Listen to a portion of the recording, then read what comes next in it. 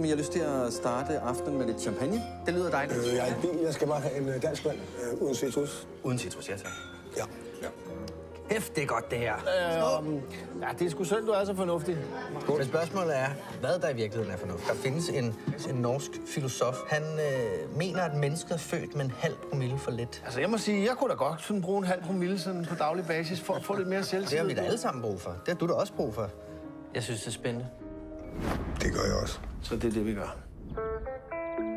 Afhældning. Daglig indtagelse af alkohol. Ja. Tilstræbt til konstant niveau på en halv promille.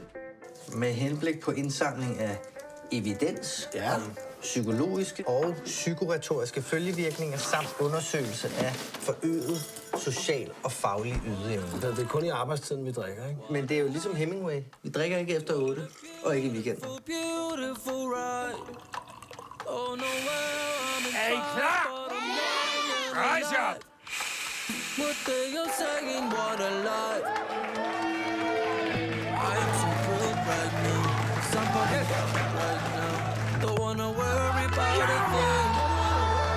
er godt nok lang tid siden, jeg har haft det så godt, som jeg har det nu. Jeg tror bare, der er mere at hente det her. Og måske endda lidt højere op. Så vi skifter gear. Er I fulde? Nej, det er vi ikke. Forklar dig for børnene, hvad som har hent. Jeg bliver lidt fuld i går. Jeg hele tiden synes, det var fint, at I eksperimenterede alt muligt, men det her, det er over grænsen. Jeg går ikke ud fra, at der er nogen her, der har et problem, jeg skal vide noget om.